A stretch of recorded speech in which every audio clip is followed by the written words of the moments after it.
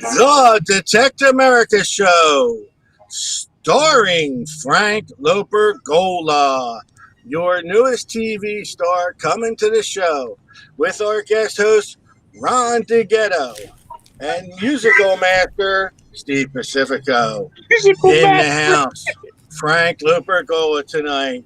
Yeah, let's hear it for Frank. Round of applause for Frank.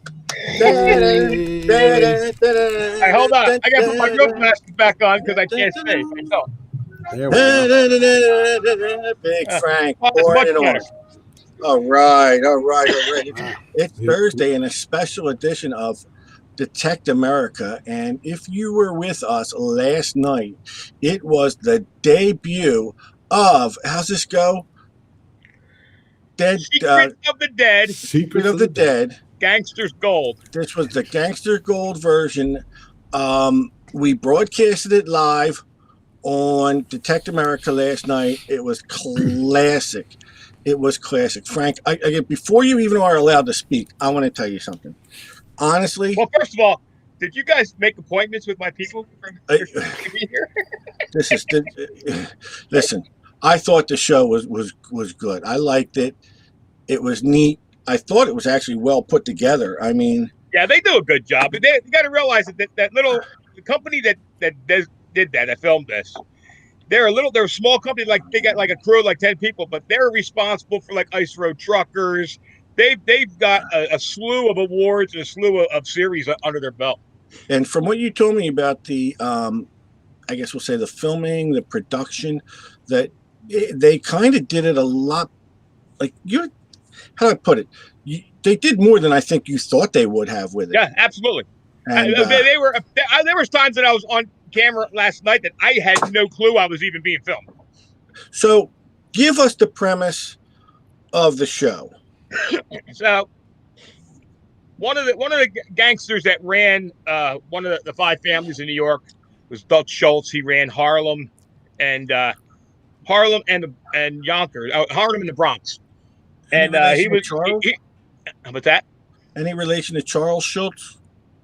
No, Sergeant Schultz from probably, yeah. I'll go with that. Go ahead. So he was ruthless, and he had a habit of carrying. There was no banks for these guys, obviously. So everything he stole, everything that he made in the way of money, got put into a steel box. The steel box is verified because the story came down through generations of his people that survived. And the guy that you saw on the show last night was 104 years old. They all know the steel box. He didn't look a day over 103. I mean, the guy was young. And so wherever he had numerous places that he allegedly hid this box and would go to it. Every time he needed cash, he went to hit the box. Well, he hit it hard. One of the rumors was that he as up in Yonkers he had bought two buildings, two houses, and dug a tunnel underneath them, which is what we found with the radar. The tunnel is absolutely there. We found the entrance. There was actually other things found around the entrance to the tunnel that, for whatever reason, I don't know why they weren't shown. There was like bank bags and stuff that allegedly were connected to banks that he had robbed. That was my understanding anyway. But anyway, we found the entrance to the tunnel. We got permission to get in the building and saw the stoned up entrance because originally we weren't allowed in that building. I think it's like the woman's dorm of Concordia College. And then he had another place down along the river that was his old, big old, beautiful home, and then it was surrounded by a rock wall. The Catskills. So, for some no, that was down. That's right along the Hudson River. That right down. Okay. Right. Okay. And then for some reason, this beautiful stone wall had like machine gun turrets built into the corners of it. Just for looks, decoration. And there was supposedly an underground cave built into this thing. We actually can see that on the radar as well. So the cool thing was parts of his story were absolutely true. Part of these wives' tales of the caves and the tunnels absolutely existed. Okay. So, did you ever go into the cave or tunnel? No, the tunnel was closed up. When I marked out the tunnel across the street to the two buildings, it was obvious that portions of this tunnel had caved in over the years. But you didn't breach the wall at all? No. Well, again, we had to almost beg and plead to just be allowed into the college building to see it. Yeah, I wonder if you could have got a fiber optic camera and it would have been good. That's So- the thing. That was if we had known this kind of stuff in advance, because I have them. I usually have the line cameras and stuff, which I just didn't even think about.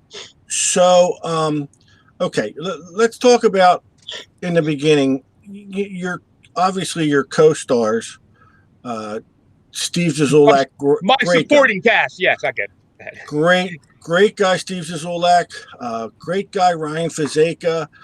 We know him from. Steve is really known as a great metal detectorist, diver, as well as Ryan. They're pretty well known for diving. And for those who don't know, the early diver, the first diver on Curse of Oak Island was Steve Zazulak.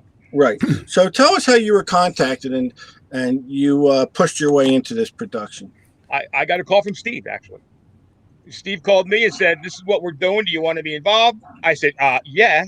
He goes, Now, give this person a call. I called the girl up at Yap Films, and she said she talked to me for a few minutes. Said, "Absolutely." I reached out to Steve Zazulak and Ryan Fazeka, and so did I. I asked if they wouldn't. I put it out there if they wanted to be on the show, and Steve Zazulak says he wished he never made that phone call. That's about the best I can say. Listen, I gave you accolades for the show. Now it's time to really, really grind into you about this, because I got to tell you, it was nice of you to dress up for the show. Dude, you looked impeccable. Let me just say this. We were told to bring a variety of T-shirts.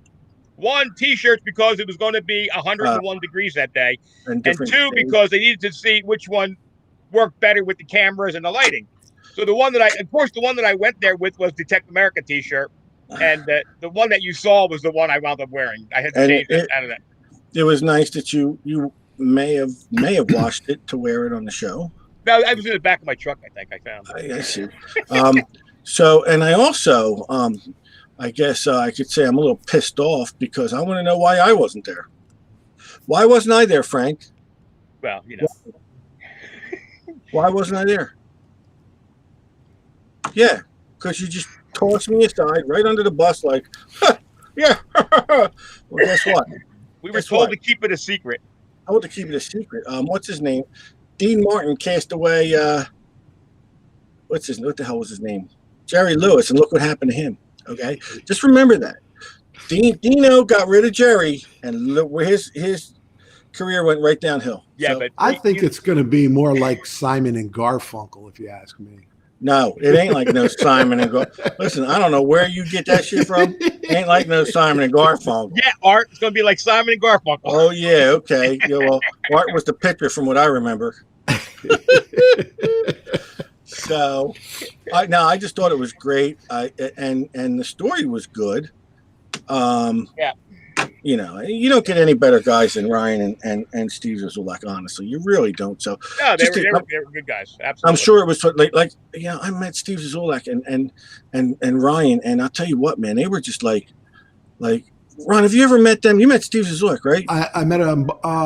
I know I met Ryan. Steve, I don't know. I talked to him on the phone a couple times. We did an interview with him. I don't know if I met him personally. And I'll tell you what, when you meet Steve Zazulak, he's just got a nice aura about him. Yeah, he's just a super nice dude. Am I right? Like a warm aura. Yep. And Ryan is a nice, smart young man. And Ryan was telling me, listen, when we early on in the show, I think you had just come on Oak Island when Oak Island was peaking. It was in the second, third, fourth season, whatever it was. Steve had been on the show and know the guys from there, and we were having an Oak Island night, and you know how those nights go. No, so I don't. We get a call in from the outside world, and it's Steve Zazulak, and he's got one of the guys from Oak Island on. I got to tell you, the guy he had call in is Gary's buddy, the Hole Digger. So let me finish here about meeting Ryan. Go ahead. I met Ryan, and he's part of Anderson Shafts. So I met him in Canada, and Ryan, we had talked, and he agreed he'd made donations to the show. We gave away a couple of the, did we give away the shafts? A couple of shafts, yeah. And he sent his stickers and stuff. He sent a lot of stuff. But so Ryan was telling me that his dad, that when I met him, he goes, "Yeah, my dad loves to collect police stuff. He loves." So I made a nice little box and sent it up to him of some of my stuff that I wore. I couldn't send a badge because they're really they're expensive. Or in Jersey, you're not They supposed frown to do on that. giving them away. They do frown on giving that, and and it was only really like they're expensive, and I would have had to buy another one to replace it. But I gave him a lot of other stuff, patches and everything else. So that's how I kind of became internet friends with Ryan, and then from meeting Steve at the show, just busted on him is great. So where was I going to go? I was going somewhere else with this, and it just poof vanished. But yeah, when you meet those guys, they're real nice, very successful dive hunters. They go out diving, and they did. They were on. You all saw the show with Diggers with KG and Ringy, where they went and they dove. Oh yeah, that's right. I forgot about that. They took KG and Ringy diving, and they had a great time. So you don't get any better guys than that. So if you guys aren't friends on Facebook or don't follow Steve Zazulak and Ryan Fonseca, you should, because you don't. You must have had a great time just going up there and being with them and laughing and having fun. It was, and as a story, they had people up there that were familiar with the whole story. They were kind of unfolding the story to us as we were going, and it's cool. We were on this guy's stomping grounds, basically following his haunts, and literally we were there a day. I was there a day. They went up to upstate New York, I think, the next morning. They filmed a brief thing. The crew was small and efficient, man. They just pounded footage, and then we 5 years later there was a show. So I was a little inquisitive today, and I kind of went into Nielsen ratings for last night's show, and I was kind of surprised to see that like Oak Island was number one, and you were nowhere near. You were nowhere near number one. I got to tell you, and I thought so, but you were like 12th out of 10 shows listed. So, like I said, it was great. It was a great show. If they had me on for 10 seconds going like this, I'd have been happy because it was worth the ride up there and the $19 paycheck. But I was very, very, very surprised at how much I was actually on that screen. No, and the truth is that I don't think you and I had started to hang out then. No, I think you were coming to the shows periodically. Yeah.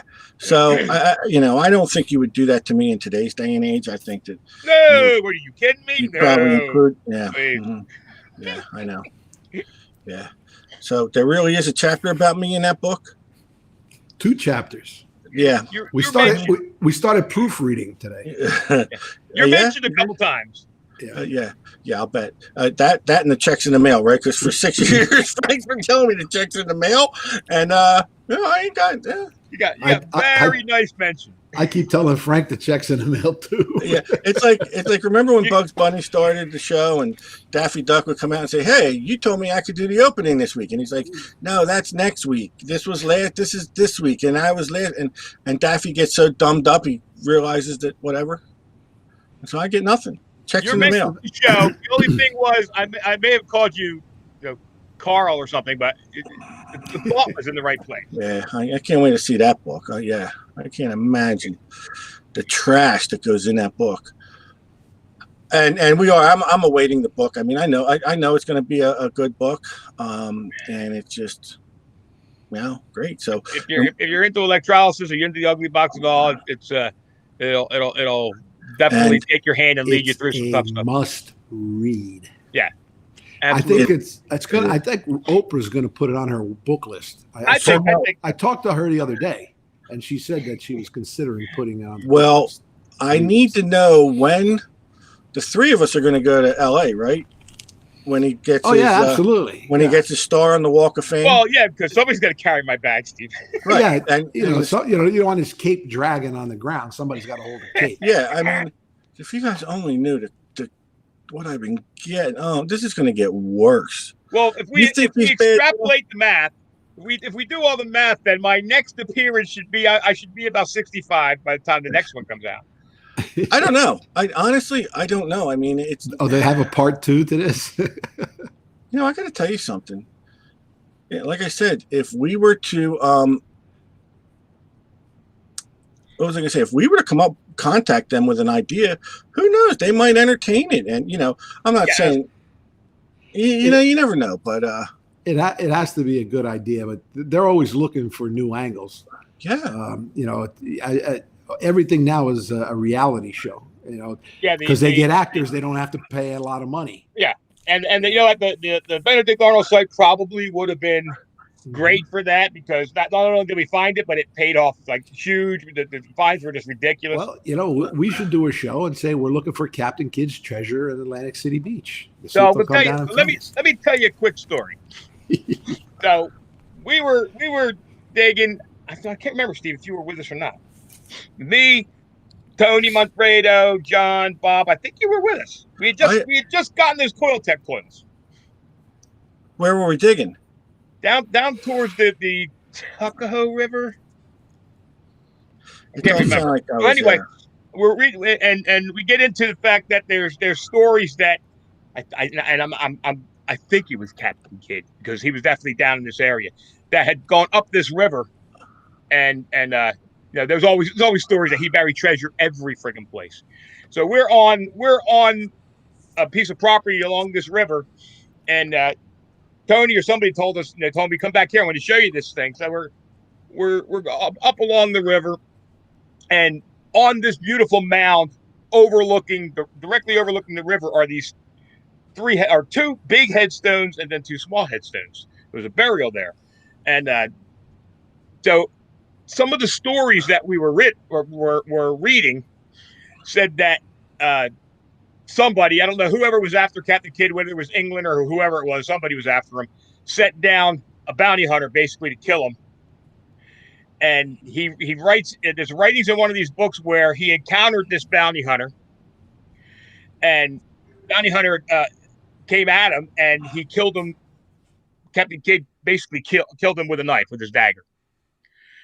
And then the other rumors are that along that river potentially was a portion of a treasure buried, and he buried it in an area where he could, whenever he went down that area, he would know where it was. He could always see it. So we found this mound with the cemetery, the 3 or 4 little plots, and we're digging around it. We're not digging on the mound, but the area surrounding it. So at the base of this mound, with the CTX and the new coil, I get a chirp of a signal. It's like, oh, I'm going to dig it. I'm not in the graves. I'm outside. I mean, they're the only graves. It's not like it was a cemetery. They're the only graves. And I dig, and I get down about 2 feet, and I pull out this hunk of crap metal. I can't figure out what the heck it is. So we dig through the day. We don't find anything else. We go back to the truck. And Tony's got a box of junk metal. He goes, here, throw your scrap in here. So I throw it in the box, hits the box, and goes in the back of his truck. He goes, what are you throwing this away for? I said, what is it? And he picks it up and he turns it. And it's a silver pummel or guard from a dagger. And I sent scans of it to my buddy at Oxford, who says, absolutely, because that's late 16th to mid 1700s dagger. He goes, the kind that the pirates used to carry in their belt. And that was there. And if you were going to bury your treasure and you had to remember where it was going down this, why wouldn't you bury it alongside of these late 1600s, early 1700 graves that are visible from the river? So, well, maybe, see, from what I understand, when they used to bury treasure. Well, the other part of the story was that Captain Kidd, after he killed this guy, said that he respected him and gave him a proper burial. Well, also, though, what I understand is when they buried treasure a lot, it kind of went off the old adage that a story is best kept between 3 people when the other 2 are dead. Yeah, well, these were known graves. Not to say he didn't throw a couple people down in there with him. That's what I'm saying. These were known names of the area. I mean, maybe 3 of them went into the woods. Right, exactly. And 1 came out. But at 2 feet deep, which even at 300 years old, 200 years old, yeah, you drop a piece of your pig sticker blade, it's not sinking 3 feet, not sinking 2 feet in the dirt. So that means that it had to be dropped there when it was dug out. Yeah, there was probably a big chest under there that you missed. Well, the Haha, other problem is that I'd have to dig up the graves probably haha, to find it. So, haha. Maybe one of the graves is it, very good possibility. but you don't There know you how go. old The those good, the graves bad, are. the ugly. The good, the bad, the ugly. Yeah. Which Absolutely. one's he? He ain't the good or the bad. The good, they left part of it out. The good, the bad, the ugly, and the really, really pretty. And the Frank. But it is intriguing that and metal detectorists aren't the only people that are intrigued by treasure, whether it's Absolutely. Spanish galleons in the ocean, whether it's pirate treasure, just anything buried. I mean, you hear of so many stories. I know there's a story of a guy who supposedly buried so much gold out in the mountains somewhere in the west coast, and it's legend, a legend of it. So now I'll ask you guys: do we know of? Okay, so we know they found the Atocha. We know they found the 1715 fleet, which is great. There's treasure that's been recovered, found, and recovered, and they're success stories. Guys die going their whole lives looking for buried treasure in places. Yeah. Do we know of any success stories? And one was Forrest Fenn. Listen, Forrest Fenn is a treasure hunter story too, because even though he buried it to be found, look how long it took, and someone did find it.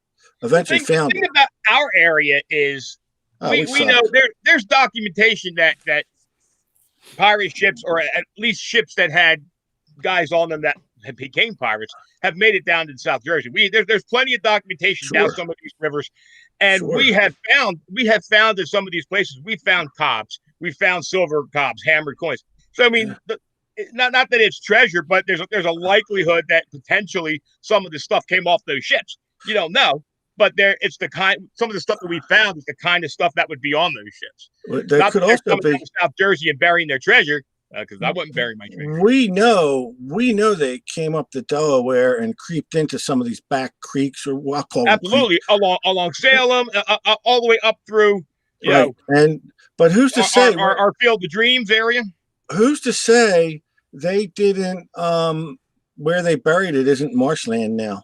The terrain changes. Exactly. I mean, those tides come in, come out, rip, and everything else. I mean, there's a lot of possibilities. I mean, we've heard rumors of some ships being sunk in some of the rivers.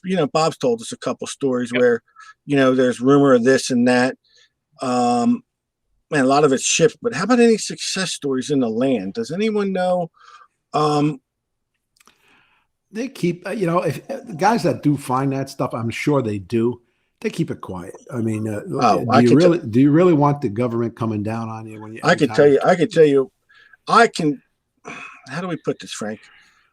I'm going to say there's something like that out there going on right now. Roger Smith. that hasn't been put out. But by the same token, that they've done research, and that was a trail. It was a commerce site. I don't think we should go any further into it. No, but I'm saying it's not necessarily a burial site. There's such a vast array of years and stuff. Guess what? I think certain areas absolutely could be. I think there are certain areas over there that things were put to be later retrieved, and they're now being retrieved. Oh yeah, and I'll tell you later on. I'll tell you why. We can't. I'm not putting anyone else's business out there, but I can say with a good amount of certainty, and Frank can verify that it's there, and people aren't broadcasting it. No, it'd be crazy. If that particular site you're talking about, we came across, we'd get killed. Yeah, Look- I'd show all the Zinkins I pulled maybe. Look what happened. Look what happened to those poor people in California. They're on their own property and they find those coins of gold. Look at Yep. the crap Yeah. they had to go through. That's called the Saddle with Ridge government. Hoard. The Saddle Ridge Hoard. Oh, Okay, they went they through were- hell. They went through hell trying to prove that was stolen booty so someone else could take it. Yeah, Well, absolutely. I don't think the government wanted any part of that for some reason. The government didn't really fight because they believed that they knew who stole it and buried it there, and it was stolen from the U.S. Mint. And the U.S. didn't even fight to claim it because they could walk in there and go, "That's Yeah, ours."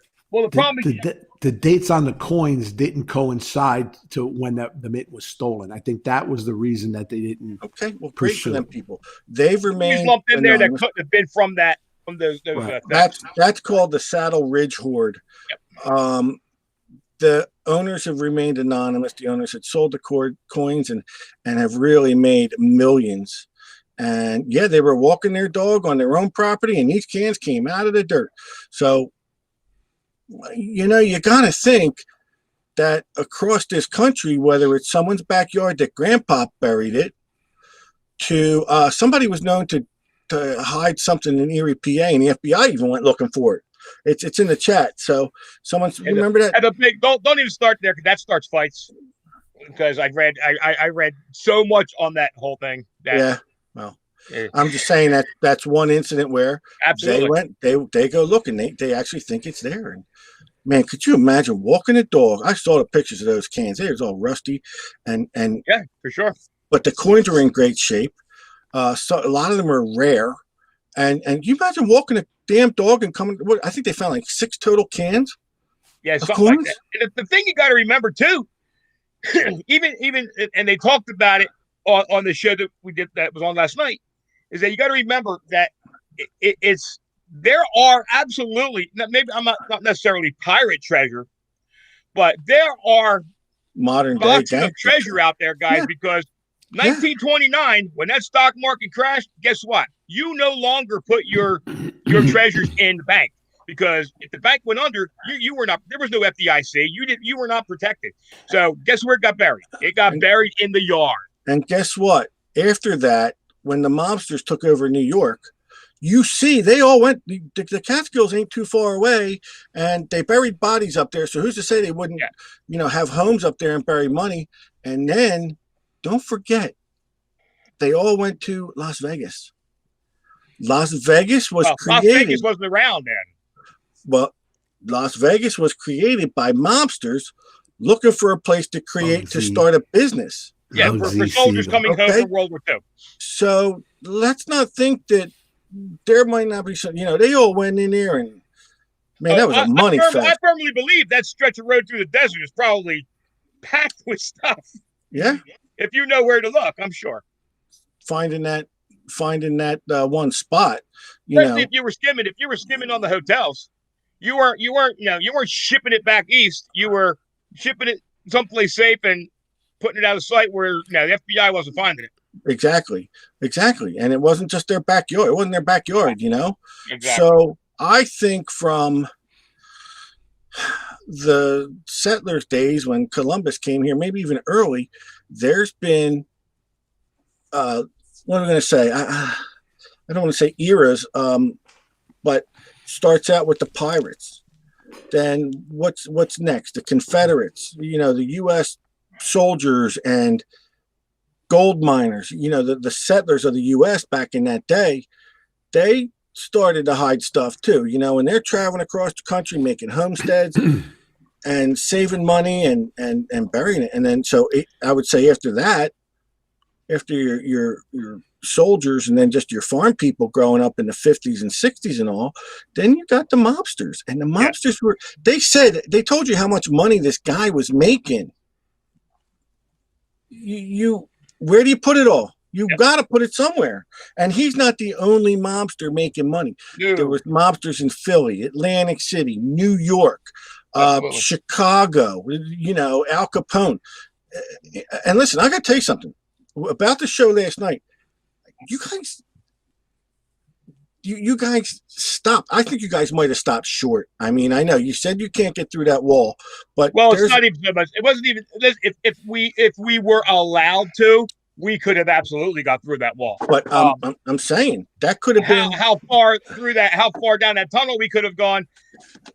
Let's put it this way: the radar showed off the wall of that building on Concordia College, there was probably 10 feet, maybe even 15 feet of expanse that looked like it was probably still open, and that would have been right on the other side of that blocked up wall. Not far past that, then you had pockets that were open and pockets that were not open anymore that had caved in. The thing is, even if you found old alcohol or something, who knows what kind of artifacts you could have found? Absolutely, that was an avenue that wasn't investigated. But it was attempted to be investigated. You got to realize. Now, first of all, not only on a college campus, you got 3 guys that are in the building of a girl's dorm of a college campus. Yeah. Well, I think what I should do is start dating one of the girls that go to the campus. Yeah. I'm sure they're going to jump that opportunity too. That can get us right into the basement. But I'm just saying, I mean, and out of all the information you guys had last night, or the show had, beyond the scope of those 3 locations, that was the location that could have been investigated further, and you missed out. And the other thing to keep in the back of your mind, and because I noticed on the chat, someone had put up a couple stories of like cavalry payroll that was buried. We have a story literally in my backyard. It's about 3/4 of a mile from my house. Yeah, let me guess, my paycheck's buried back there along the Blackwater branch of the Morris River. And I verified the story with letters out of handwritten letters out of University of Pennsylvania that there was and wagon loads of payroll.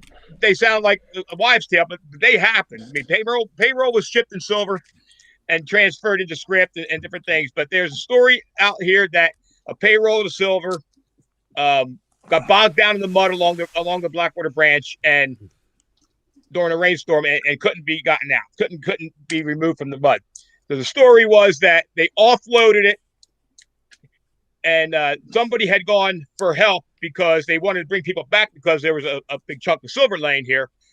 So he went off in this rainstorm. They offloaded the silver, trying to get the cart out. When he came back, there was no cart, there was no silver, there was no nothing. So, of course, the rumor gets started that, it must be buried out there somewhere, when the more obvious answer is, if the silver was ever really removed from the cart, if the cart was ever really stuck in the ground, guess who took it? The guys that are no longer there. And that is probably the case with most of these stories of buried treasure. Probably could very well be the case of Dutch Schultz. That, the legend of the missing treasure probably wasn't missing long after Dutch Schultz was gunned down. You remember when they opened the vault with Al Capone in the basement? Absolutely. And nothing was in it. it. Nothing in it. Right. Well, don't forget, when the Atocha sank, okay, they knew where it was. Oh, yeah. The mast was sticking out of the water. Spain sent a recovery crew. Back in, 1622 when it sank, they had recovery crews. And it was sunken 55 feet of water. Well, they went back. They went back and they found the mast of the ship, but they didn't have the proper equipment to do a salvage. I think they marked it or whatever. They knew where they had to go back to. I don't know how they did it back then, but they did. Well, by the time they got back with the heavy equipment, the mast of the ship had sunk, and they were on. They didn't have sonar back then. Right. So, and they were unable to locate where they were going, and therefore that's how the ship sat there for all those years. Sure. But had that mast still been sitting there, half that gold would have been gone. Absolutely. They would have salvaged their own loss. Well, first of all, if a crew had came back and found the mast of the ship and found the treasure, I guarantee you a good chunk of that treasure would have never made it back to Spain anyway. I mean, that's nature of the beast, guys. I know we all want to believe that everybody's Boy Scouts, but guess what? Spain would have loved to have gotten back what they got anyway, if they got anything. Yeah, but they would have killed the guys if they had stolen any of it. Because can you imagine that being a king of Spain and somebody says all that stuff sunk? I'd be like, what? I'd be pissed. I'd be mad. But I think a lot of these treasure stories that could very well be true don't exist simply because there's the human element, guys. They're stories. They're all stories. But even if the story was true, in order for a story to come 300 years to my ears, that means that other people along the way have heard it, including the people who are adjacent to the guy that buried that treasure. Yo, And how about the guy nobody sitting there? around that knows where that treasure was buried. Guess what? How about the 104-year-old guy that was sitting there? Yeah. Exactly. Well, so what do you think? I mean, listen, they've had a lot of success finding shipwrecks, more so than finding dirt burials, we'll say. So Absolutely. I guess we could come to the conclusion that not everyone can go out and find a shipwreck. And if you have the right people, equipment, and money, you can go find it and claim it. Yeah, we sure. can't. And then you always got your eyes are always bigger than your freaking stomach sometimes too, because you saw on that show last night that the younger couple of kids there that were like, you know, they did research, they came up with theories, they got their little, you know, treasure master and whatever they were swinging, and they went out to where they knew this treasure was buried. And it's real easy to look on a map and see this circle that's about 1 inch square. And then when you get out there and realize that you're swinging 8-inch coil over, you know, about 11,000 square miles. You know what I want you to explain to everybody, and I don't know if everyone knows what was going on because it was only shown in the show, and I knew what was going on because of you.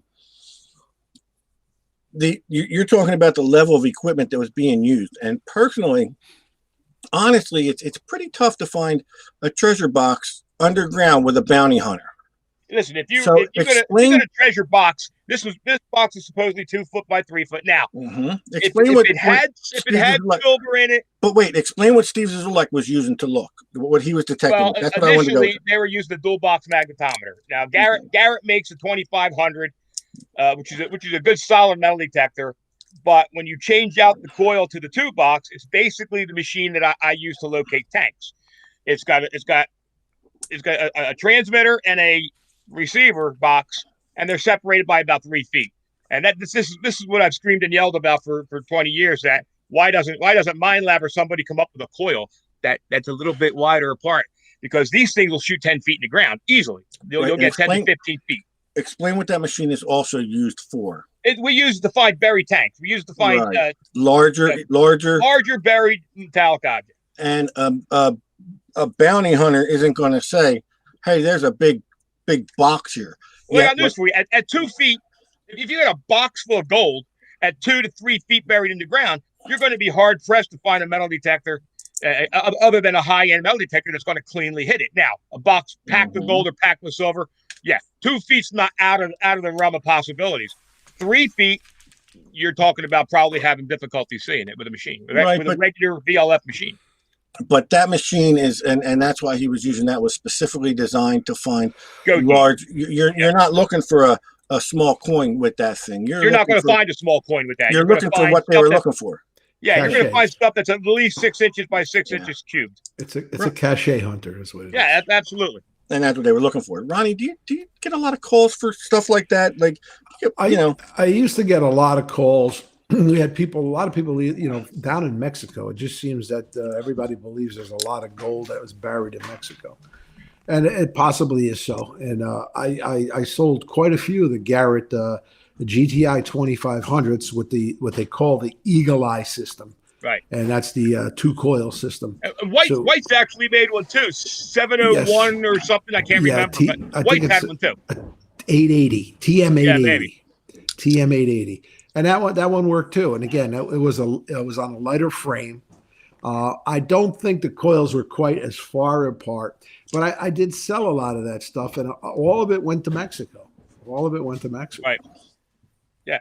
I mean, the only reason I don't use a 2500 is because I can buy an industrial version of that a heck of a lot cheaper than I can buy the VLF metal detector version of that with the interchangeable coil. I mean, I use religiously the gear that I use to hunt for tanks and stuff like that is religiously Fisher.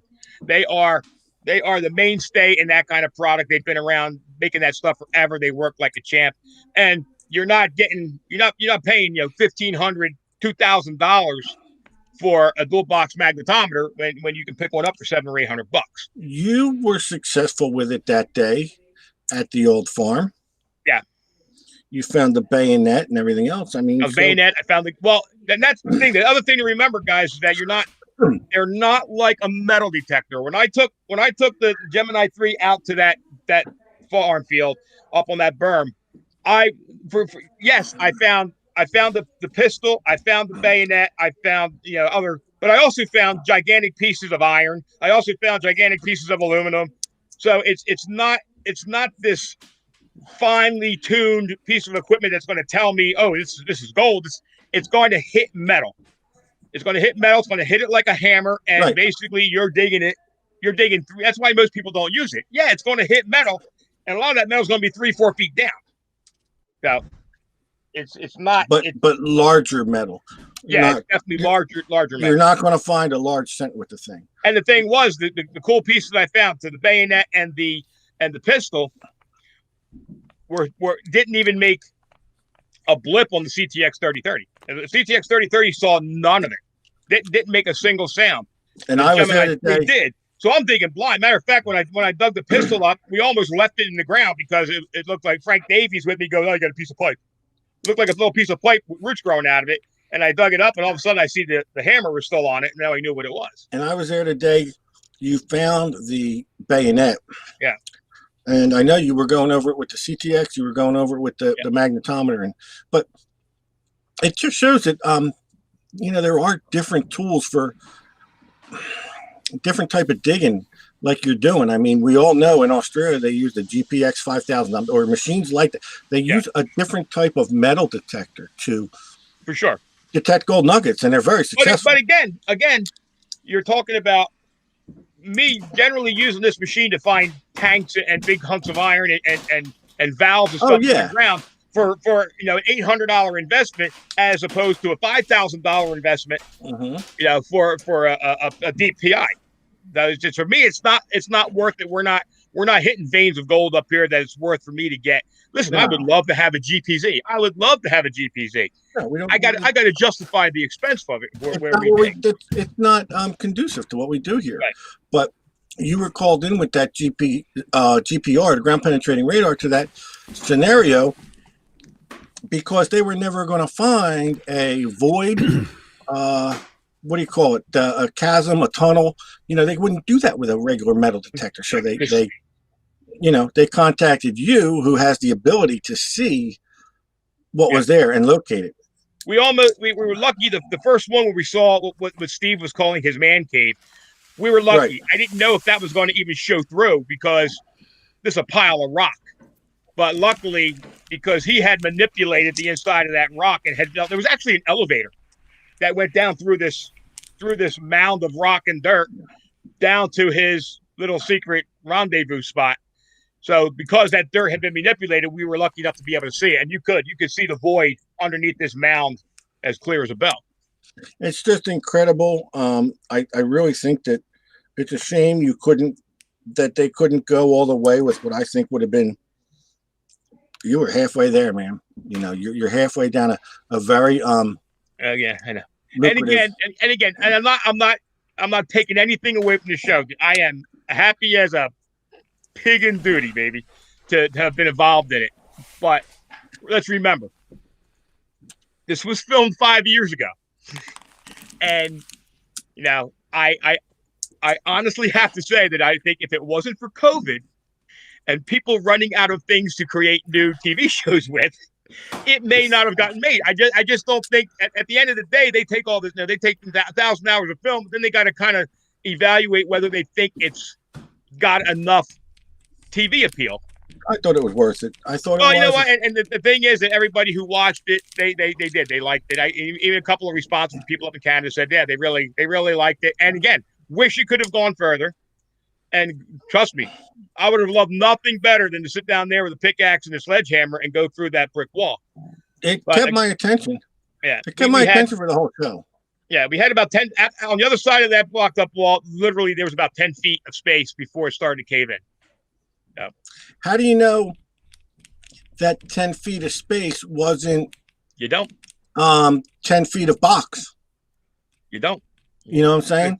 He could have piled all his treasure just on the other side of that wall. Why would they closed Ideally, it up? if we had planned ahead, and really thought it through, a small borehole right through the top of the ground into that space, and a line camera would have done Right. amazing things. Because what I'm thinking is this: if half of it caved in, why didn't it all cave in? Well, because that's how they go. Unless there was something there to shore up the walls, or unless it caved in, there was something to keep that dirt from going further. Yeah, well, you frame it out, and you're right near a road. So any tunnel that's near a road, any structure that's going to be near, the closer you are to the road, exponentially you're getting more stress on it, just the vibrations. And this was at one time a small, very cool little quaint town, except now in today's day and age at 7 a.m. and probably 5 p.m. in the afternoon, you got as many cars as you do on the street in downtown Manhattan, because it's a suburb of New York. So I'm sure just over the years, and 1,000 kids in the college running back and forth, and the trucks driving over the highway. Absolutely. And even though it's a little tiny town, it's very quaint looking, there's a lot of traffic that goes through there. Shame you just can't revisit it. No, now looking back on what we had found now, again, the easiest thing to do, very unobtrusive thing to do, would just be put a pinhole right down where I know that at least the opening portion of that tunnel is still there. As long as it's still open, drop a line camera in and just take a look around. You know what I think we should do? I think we should get Ron to purchase the property for us. There you go. Ron, purchase Concordia College. And therefore, we're able to look in it. Yeah, I mean, it would be cool. I mean, listen, now that we're talking about it openly, I'm sure somebody's going to, or several people will make an attempt.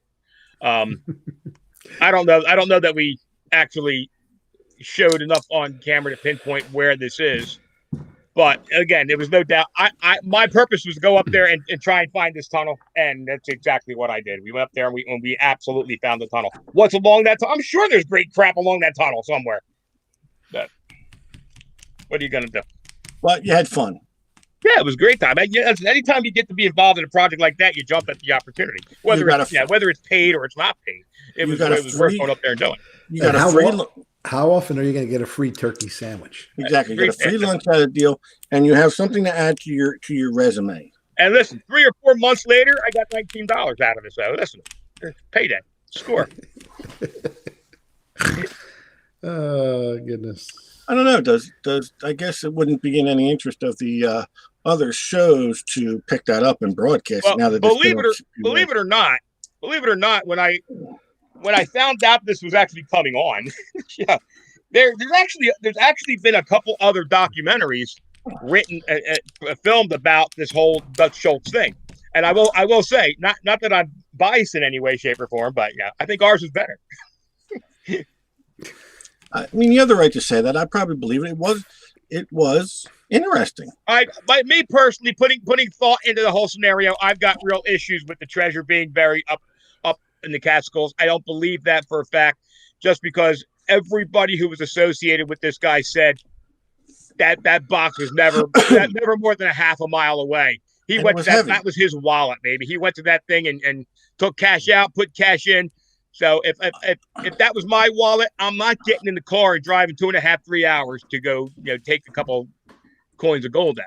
Well, you got to start your investigation as close as you can, and the Catskills is not the closest spot.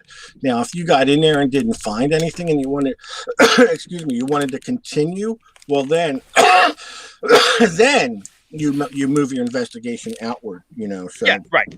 Well, yeah. Listen, the other teams that were doing this, these are all rumors that have been floating around for years. There's a lot of people that believe that it's up in the Catskills. A lot of people that believe that, but he spent time up there, yes, but that's not where he spent the bulk of his time. His time was spent in his businesses. He was paranoid. He wasn't straying too far from what was making him money.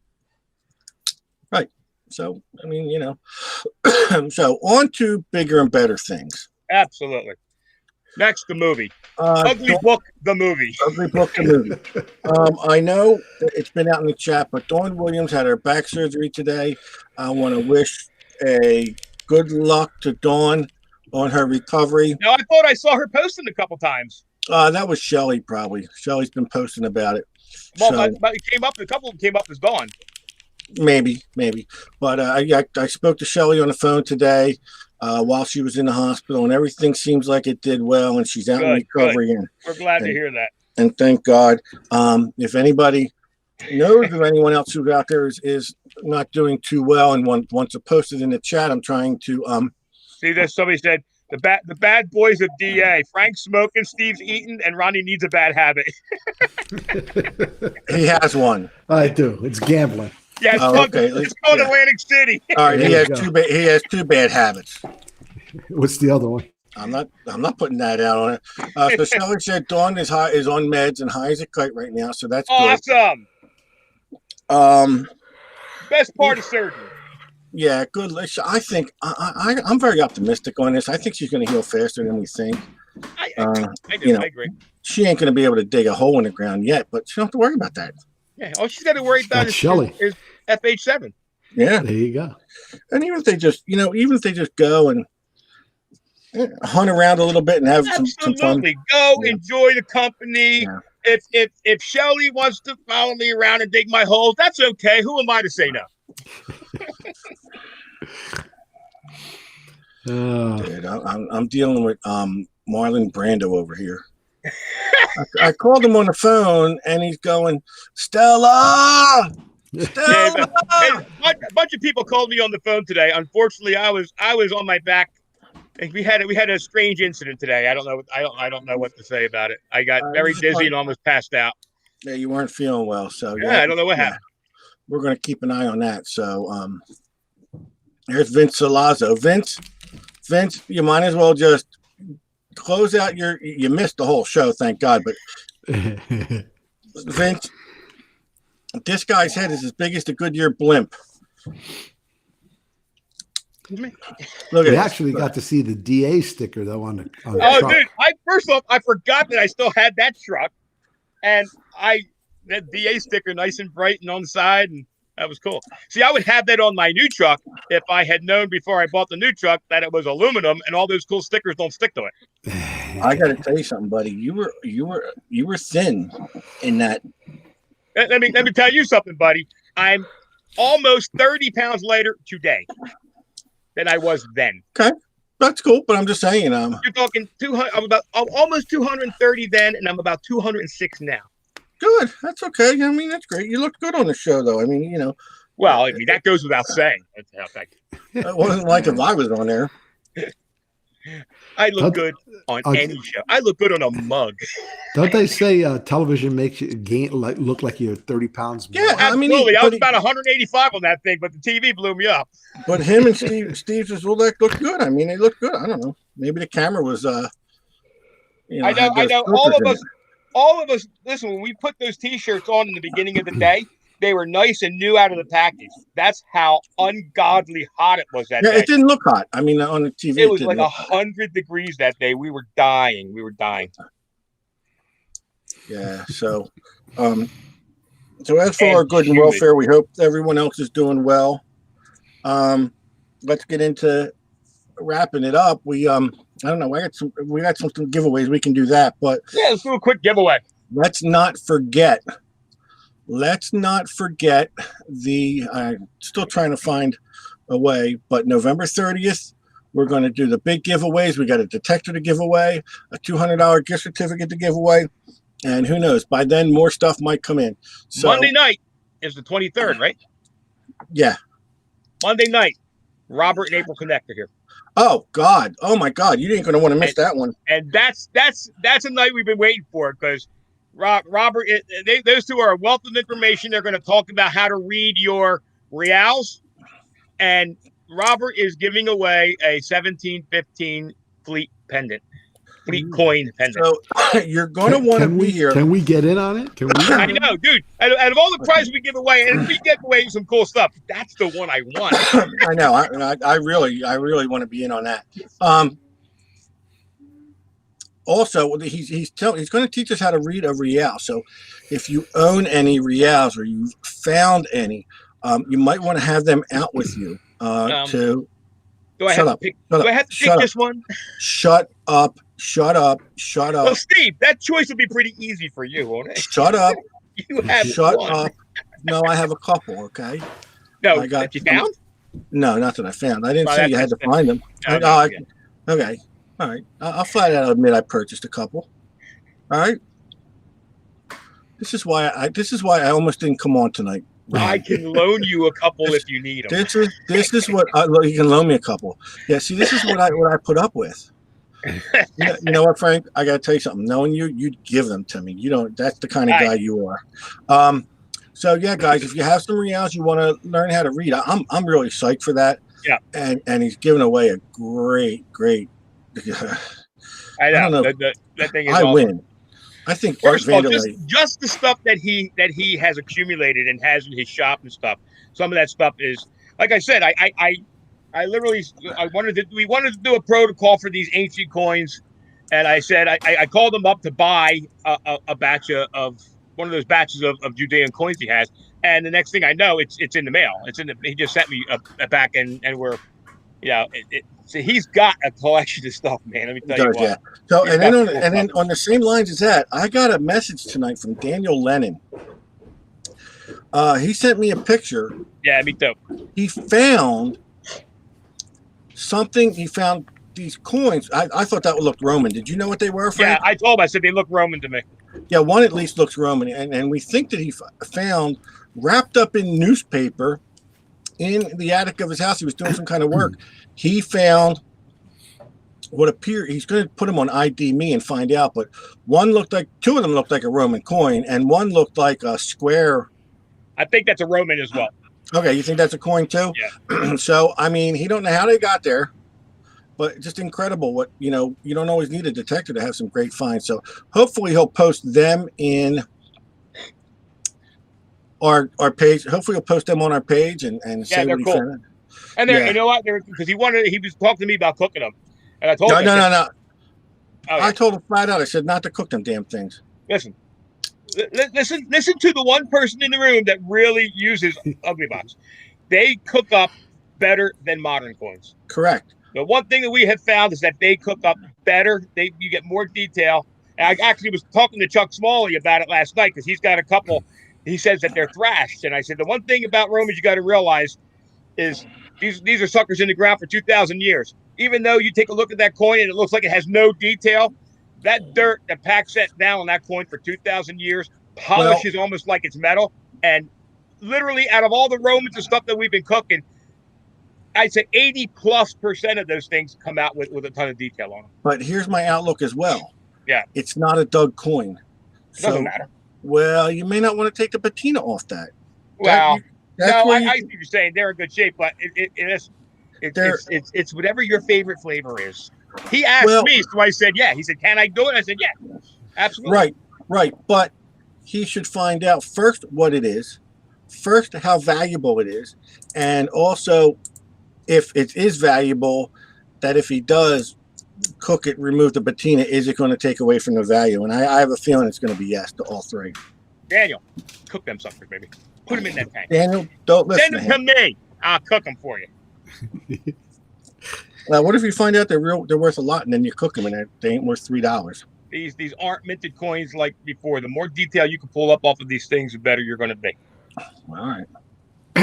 Now, if he found a bunch of Morgan dollars up in the attic, I would probably say, well, if they're in good shape, I'll cook them. But these things are going to be. Yeah, but they're they might be 1,000 years old, and they're definitely 1,000 years old. They're probably closer to 2,000 years old. Watch, there'll be pieces to my Monopoly game or something. No, that'd be good. I wanted to mention for our pal Barb Connell. She's got the Great American Kids Detector Christmas giveaway, and it's a good cause. We're not really doing that Christmas thing. Me, Steve, Ronnie, we really can't get together and organize it this year. I've sent Barb a bunch of stuff. I'm sending her some stickers. We're going to send her an Ugly Box. She wants to auction it off or whatever she wants to do with it. If you can donate, it all goes to kids. it's funny because she makes him jump through hoops and do all kinds of weird stuff for the prizes. I love it. Really? And hit up Barb Connell and if you can donate to it, prizes or whatever, donate to it. We're gonna Barb. I got another package coming to you with some more coins and stuff, and it's a good cause. I saw Barb on Coffee with Kelly Co this morning. She did a great job on her interview. I just saw Wes Robinson. Good to see you, Wes. I've been wondering where the hell you've been. Yeah, Wes told me he was avoiding you, so I didn't. And we just found out. Well, I just found out today that I can't really be around Frank for like 10 days because indirectly I had, how do I put it? I didn't have direct contact with someone who has COVID, but where I you went into a room that could possibly have been exposed. Not even that, but I was in an area where someone who had COVID, a separate office. I didn't really go into that office while they were there. But so I told Frank, I said, we can't even go digging together because, And I was getting up first thing tomorrow morning to go digging. The threat of COVID.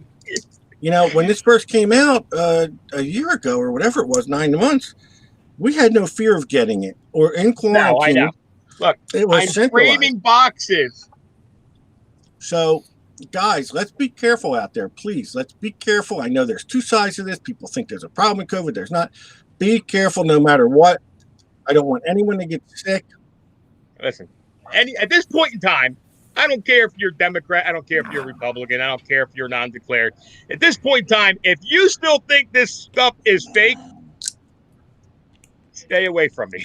at least, listen. At least take the necessary precautions. I'm sorry, people are so far on the side that it doesn't exist. I could see if the governor came down and said, "Listen, COVID's getting bad. The only way to protect yourself is to jam needles in your eyes."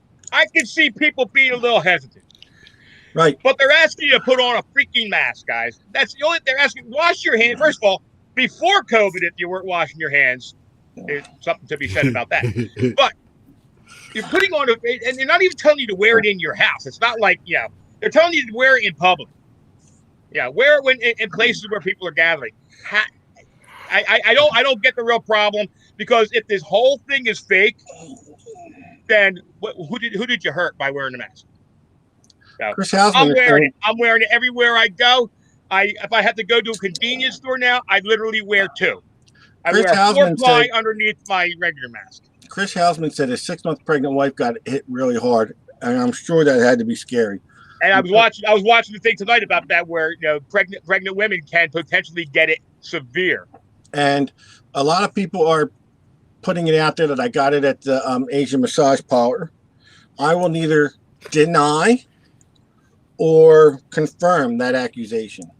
Just the fact that that's one of your stomping grounds probably makes you immune to everything. I mean, I would think that makes you almost bulletproof. Oh, Stevie, you stay out there. COVID. Mr. Nagasaki have COVID.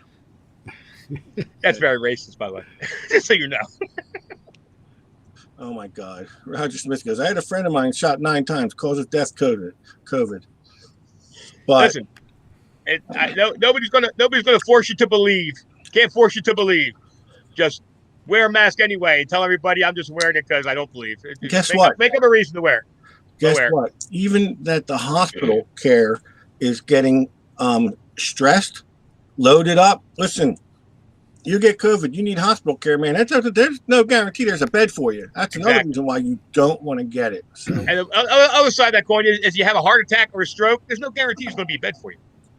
So, yeah. Well, they do make wards and everything, but it's there. Ronnie, do you still have masks available? No, we went through all the masks. I can wear mine. I was going to reorder. I wear mine every day. Well, that's good. I wear a mask. I'm out and about. I go to post office, bank, local delis. You got to put the mask on. That's all. It's not that hard. Well, I don't see anybody around me, at least in the area I live, that when they do go into an enclosed store or area, that they don't have the mask on. Yes, walking down the street, I see that. Oh, we're well, pretty much good down here too. It's pretty. Everybody's pretty up in it and doing it. But yeah, but I will admit this. I will admit this. I was in Walmart about a month ago, and a fine, upstanding gentleman was blocking the aisle and had his mask around his chin, and a lovely older woman, probably 80s, was trying to get around him, and he made a joke at her and went at her. Oh my God. And I didn't get arrested. I would have literally blew out my You new won't do shoulder. that anymore. I would have wore a new shoulder. So, all right, well, let's get some stuff away. You got some stuff to give away? I'm sure I did. Sure, I was cleaning the barn. I moved everything. Then you know what? Look on the floor. Look on the floor. All right, so I got the coin bag. I'll reach in here, and these are really nice coins, Ron. That's why, if you remember, I don't really, honestly, the number is dwindling down, but they're all nice coins. So, I will do a. I mean, you know what? I almost made a joke, Ron, but you know what happens when we joke. I got a good coin too. Oh, I got a. Man, I got a man, this one's really tough. What do you got, Ron, Frank? I got compliments of our buddy up north, Tom Davis. He actually does some nice stuff. I've got a 1986 U.S. Mint Liberty Dollar. Nice. Oh, nice. Very nice. All right, that'll be the last one to give away. I'm going to hope that this coin goes to a Ugly Box owner, because if it goes in the Ugly Box, it's a standing Liberty quarter. It'll give you something to practice on. If you have an Ugly Box, it's a dirty coin, but you can clean this up using the Ugly Box. Probably about 15 seconds. Frank, I got to tell you something, dude. You want to know something? This is incredible. I have this ring, right? Look how shiny it is. Yep. It was pitch black. When I tell you pitch black, it looked like a blue steel gun. You know how they do the bluing on a gun? Right.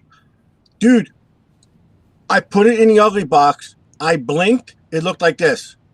Yeah, that and if you want to see just some really bad stuff that came up beautiful, Joe Fury's got a couple rings that he posted. One in particular that was in his junk box, and it's literally one of those ones that you dig out of the ocean that gets that crusty, sandpapery black stuff on it. That's what and this was. It came out gorgeous. I don't get it. But I'm saying, I mean, instantaneously. Silver's awesome. Silver's great to do it in the box. But I know guys are like, oh, just put it in some salt. Just put it in some this and the chemical. Color. What I'm saying is, it changed color right in front of my eyes. It went poof. Yep. And I also got a walker. Right. So we'll start off with the Silver Liberty, the Walking Liberty, and I got to tell you guys. Listen, I apologize. Listen, I'm not even going to go on a rant, but we have tried numerous times to change up how we do giveaways. We've done we've gone anywhere from Pony Express to call-ins. We're trying to figure out. I understand a lot of people are a little dissatisfied with the way we're doing it now, which honestly I thought was a better way. So I'm going to try and limit the time that I say. If you guys kind of stay where you're at when I say go and not spam till I say go, I guess I'll give everybody a good enough time. I don't want you to get blocked. I apologize if you do, but right now this is kind of the way we're doing it. And I apologize. Standing lib, we'll write that down. And then I have a walking. Speaking of walking half, here comes my walking other half. Get it? And then you got some type of silver dollar, Frank. I write down the winners. All right, I got a request to do. We're gonna do 20. I'm sorry, it's a $50. It's called the Liberty coin. It's a $50. Okay, $50. That's fine. I just wrote it down as that because I know that you're giving that away. So what we're going to do is use the number 25 tonight for all three. Okay, let me get into my Detect America page. But one winner per round. In other words, same guy's not going to win twice. No. I hope everyone. No, we're going to use 25 3 different times.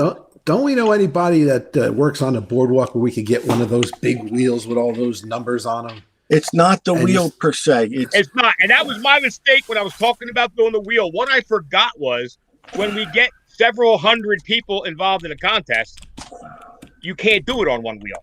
Right. So then we have to do 2, 3 wheels. Then we got to narrow it down. And by the time we're done, we're an hour into doing the wheel. It's not the wheel. It's getting the names on the wheel is the problem. And it raises a lot of different kind of questions. I'll explain it to you, Ron. And believe me, we've gone down the avenue of a program that picks out of the people in the chat. It does not work on our format. So, and we can't change our page because it's too big. Right. So they won't let us change the page. Yeah. Okay. Hey, Frank Mazza, good to see you. All right, get ready, go. Now I'm going to start counting. Good. People were starting to spam. So 1, 2, 3, 4, 5, 6, 7, 8. And I do see a bunch of different names coming in. 9, 10. Wayne Barry, good to see you. 11, 12, 13, 14, 15, 16. See, Pernell Pollard likes it. 16, 17, 18, 19. Greg Papalo, my man. 20, 21, 22. 23. We're getting there. 24. 25 is Jackie Matt Loomis. Jackie Matt Loomis. Great friends of ours. Very dedicated viewers. Absolutely. We see them all the time on the page. So, yeah, great. So, all right. Also, I'm not going to mail these out. Well, if I get them out tomorrow, maybe I can. I might be able to get these out to you tomorrow. All right. Walking Liberty Half. Since the spamming is going, I'm going to keep going with it. It's going to be 25 and go. 1, 2. David G. Good to see you. 3, 4, 5, 6, 7, 8, 9. Wait till after the show to send me your addresses too. 10, 11, 12, 13. I see our friend Elaine out there. 14, 15, and Rich Kruckmeyer. 16, 17, 18, 19, 20. Jason Malloy, 21. 22, 23. We're getting there. 24. And 25 is Wayne Berry. Wayne Berry, you pulled it out right at the end. Wayne Berry. Yeah, I haven't seen Wayne in a while. I just started seeing it pop up again on the page recently. Yeah. Well, he popped out at the right time. Right Yes, at the right he time. did. So Yes, he Wayne did. Berry, you won the Walking Liberty $50. Beautiful coin, beautiful coin. And I'm going to roll right into the other $50 with go. And we're going to start counting. 1, 2, 3, 4, 5, 6, 7. Bob Beaver. 8. There's Shelly. 9, 10, 11, 12, 13, 14, 15, 16, 17, 18, 19, 20, 21. Celeste Rolls, good to see you. 22, 23, 24, and 25. Sneaking in under the wire is Cheryl Fernandez, who has been winning left and right. But another avid viewer who is here plays a major role in the show and stays during the whole show, and that's what happens. This is how the avid viewers win, okay? By being here. That's all we request, is that you're here, that you spread the love. And I want to thank Celeste for having a nice post on DA about us. Absolutely. That was awesome, Celeste. It was great to meet her. I look forward to meeting her again in February. And I got to put a plug out there again for Ronnie DeGhetto, the greatest sponsor ever. He just posted on his page the ear protectors for certain detectors. The coil supports for the Equinoxes, the 11 and 15 inch. You're going to work on getting other machines too? Well, the Mind Labs are the only ones that are breaking. Yeah, that's the issue. The Mind Lab ones are having the issues right now. I had somebody ask today for a 6-inch coil protector. I haven't seen any 6 inches break yet. So we'll be working on a design for the 6-inch also. And listen, other gifts from Ronnie are popping out there. The Ugly Box. Frank, you put like 40 in the mail in the last week or two, haven't you? I mean, you're just pumping them out. I lost count. So get your ugly. Listen, get Don't your ugly box because I early. can't keep track. No, I got a good count. Yeah, we've let's put it this way: we've got 50 out in the last 3 weeks. Prepare, and we're still behind. Yeah. The Ugly Book, Ron, you gave an update that it's being proofread. Frank and I looked at 30 pages today. Yeah. We should have the book's going to read about 80 pages. Okay. So we should get the rest of it either tomorrow or the next day to proofread. And then we're going to work on the photos. I mean, if we can get those photos to clear up a little bit, I think we'll be good, and we can get it to press.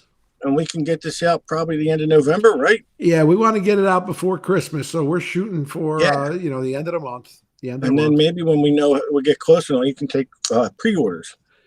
That's a possibility, but I have a funny feeling once we say go, boom, the website's going to be lighting up. As for another aspect, I'm trying to get I want to sell the shirts, for not just FH7, but the Detect America / Gold Digger shirts. But I want to get a preview. Ron's going to see if he can get me a preview of the shirt, because guess what? I know you guys would buy it blind, but we haven't had shirts in such a long time. I'm still wearing the first batch, which was 10 years ago. I don't fit in the first batch. They were small. I'm a medium now. Well, the problem was that my supplier at the time, the shirts came from overseas, let's just say, and they know how sometimes you wash them and they all kind of just shrink up. These only shrunk up this way. Your poodle could wear them, right? Well, no, I guarantee you, Ronnie said we're getting nice Hanes shirts. So absolutely. High quality shirts. The one thing I wanted out of this deal was a good quality shirt where you don't wash it once and everything disappears. Right. Yeah. It may not be the cheapest in the world to you, but we're going to be using like 4 different colors and a good quality shirt. So absolutely, I'm hoping everyone will be happy, and I can get a picture of it before we put it out there for sale. So I'll call him tomorrow, see if he can do me. He's good on the computer, so he's got a lot of artwork programs. I'm sure he had. Yeah, I'm sure he should be able to put something together. And Frank will be working on his. He's got to work on his acceptance speech for the Emmy Award. We'll give a date and time of what's that Kung Fu's restaurant or something it's called in LA, where he's going to get his. Are you missing something? Are you missing something, Steve? No. What? I gave it away. No, you didn't. Yeah, it did. I call it a silver dollar. It's a silver $50 to Cheryl Fernandez. Oh, it's yeah. It's not a $50. Yeah, whatever that is, went commemorative. Okay. It's commemorative. It's called the Liberty coin. A $50 commemorative. Yeah, I said $50. So I wrote it on my thing as silver dollar. It's silver and it's round. It's actually gold color. It's actually gold color and it's round. Congratulations to the winners. Color. Jackie and Matt Loomis is going to send me their address. Wayne Berry is going to send me their address. And Cheryl Fernandez, you're going to send it to Frank again. So, we got anything else, Ronnie? All you. Well, all I got to say is, I have been to the Chinese theater in California, Grauman's. I did see a lot of famous people there. I had the opportunity to see President Trump, his star, but somebody had taken a hammer to it. This is going back about a year ago. I remember that. And then, I saw Charlie Sheen. So I'm really, did you party with him? No, I just saw the star. I saw a lot of the other famous people out there, but I'm really looking forward to going back next time to see Frank's star. I just want to say that Angelina Jolie, stop calling me. I married. Okay? I'm sorry. I don't want to let you down easy, but that's just it. That's just the way it is. I've been assured that Frank's star will be placed on the doorstep of the public men's bathroom. And that's where I asked to have it put. It did. That was your only demand. That's so that one step you take before going in the public bathroom out there in LA is going to be Frank's star. As long as it's not underneath a urinal, you're fine. Well, that was actually my first request, but they said no. Yeah, they got the drainage lines there. They can't run with the drainage. But Ronnie, thanks for doing what you do for us. You are the man. All right, guys. Thanks for having me on. Once again, I'd like to thank everybody for bringing us into your homes. We do appreciate it. Yeah, it's been a fun night. It. So with that, I say I bid you a fair adieu. And, you can sign me off. Arrivederci. Like I said, great show you had there last night. Great opportunity. I'd love to see it open doors for you. And anybody who wants to still see it, if you didn't see it, it's the link's up on the page, and the reason I posted up on the page is because, what I understand, after about a week, it goes into an archive that they charge you for it. You have to be like a member and pay. So, well, I think what you should really do is watch the broadcast I did on Detect America with it, because that had added narration that you will never find anywhere else. Yes, it was added narration. I told Frank, I'm going to do this like Mystery Space 3000 or whatever it was called. Mystery Science Theater 3000, baby. And it was. I think I came up with a couple of funnies during the show. So, you can see my wife behind me. She's getting ready for bed. She turned out the light. She don't give a crap about Detect America. Look, she's getting ready for bed. Deb, I'm doing a show. What's that thing you got in your hand? The one with the cord. What is that noise? Why do you have Frank's thunder in your hand? Thunder. Why are you going? Why are you cleaning coins? Come on. She's cleaning coins in bed. All right, get me out of here. I can't take this. I'm going to have a heck of a night. Good night, buddy. See you later. See you. All right, guys, that's it for tonight. Thanks, everybody who tuned in last night. It was a lot of fun. Again, if you want to see it, the link's up on the page. Steve's link's up on the page as well. Monday night, Robert and April Connect, talking about IDing and reading your reals. They've got an awesome giveaway. You got to be here to win it, and it's not one you're going to want to miss. That's it for me, and we'll see you